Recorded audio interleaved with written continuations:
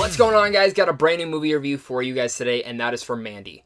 It stars Nicolas Cage, and this film takes place in 1983, where Red, played by Nicolas Cage, is a lumberjack who lives in a secluded cabin in the woods, and his artistic girlfriend, Mandy, spends her days reading fantasy paperbacks, but then one day she catches the eye of a crazy cult leader who conjures up a group of motorcycle-riding demons to kidnap her. Yes, this is all in this film. Red, armed with a chainsaw and other weapons, stops at nothing to get her back, leaving a bloody, brutal pile of bodies in his wake. Let me just say, first off, can we get more films with Nicolas Cage this unchained and this unhinged, wielding a chainsaw and different sorts of weapons, like this awesome, brutal legends types of acts to kill some cult leaders and demons? Come on now. This film is effing wild. It's one of the most crazy films I've seen all year long, and it's one of my favorites of the year too. A lot of that goes to the directing and the writing in this. This film is superb from top to notch from the directing and the writing standpoint. The way that the director gets the performances out of these main actors, how great everyone is, they're bringing their A-level to each and every scene. Like I said, this film is very different. Even though it does have that simplistic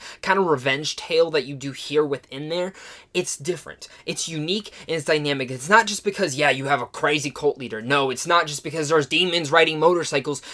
It's different in the way that it's shot and that the story is told. I've never seen anything by this director before, and I'm looking forward to whatever the guy does next, especially after this movie. This movie takes a lot of risk, and now this is an art house. This is an indie film, so if you're not into these types of films, this film ain't for you. And this film is not for everyone. It's a very hard film to recommend in that standpoint, but I do think a lot of people should give this film a shot because it is on VOD, but if it is in a theater near you, go and see it because it needs to be seen on the big screen. The vivid, like, portrait cinematography in here, where it does feel like every scene in here is painted by a real-life painter. The little cool nods in here that go to that homage 1980s grindhouse feel. Even though it's not an homage, it feels like it's its own thing. All the care and love that went into this movie, and really, this film is different.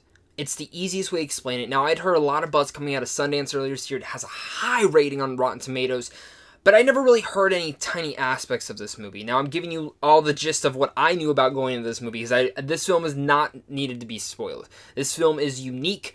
And again, it's hard to recommend it, but it's a film that I want people to try and watch because it's so different. One of the big reasons that I think it's different is that the director makes a very brave choice in how he tells this story. Now, this movie is 2 hours and 1 minute exactly.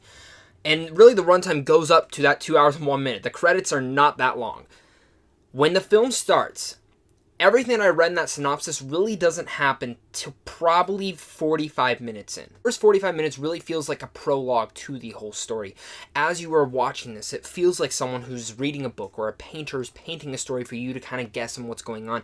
But you get to know these characters. You get to care about this relationship in a sense where you're as emotional as Nicolas Cage is in this situation. You get to know the cult leader. You get to know the different dynamics between the characters. And that's what makes this film not just your paint-by-the-numbers revenge tale with dynamic and different demon scenes, but very much giving you an altercation to a different light. Something as I was watching the film, I did not really like the first half. I was very kind of bored. I was kind of zoning in and out, but at the same time, I was interested in what's going on. I was just wondering, okay, where's all this Nicolas Cage madness? Trust me, that's the thing that this film does so well, is that it builds and builds and builds, and the second you get to that, which is pretty much the whole back half of the film, is that Nicolas Cage madness that you want. That's when the film starts. Again, is very unique, and I love that about this movie. Once you get to that Nicolas Cage madness, that unhinged, unchained Nicolas Cage, one, he gives the best performance he's given in a film since Kick-Ass, but two, he goes into such different lights. Emotional, unhinged, unchained madness is what Nicolas Cage is.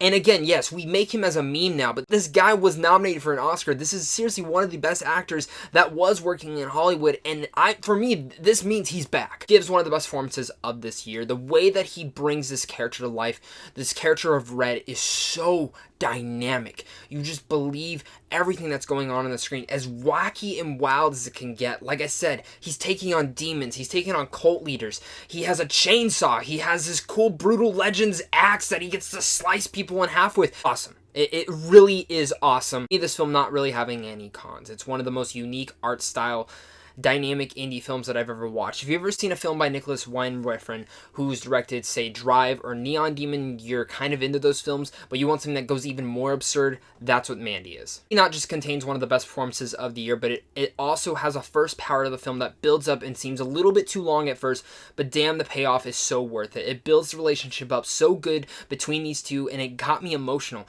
It's effing wild. It's different. Like I said, this film is like you're watching a painter paint a vivid, effed up art house comic book, but man, this film won me over in every type of light. The score is superb, the cinematography is amazing and super different, and just vivid and portrait-like.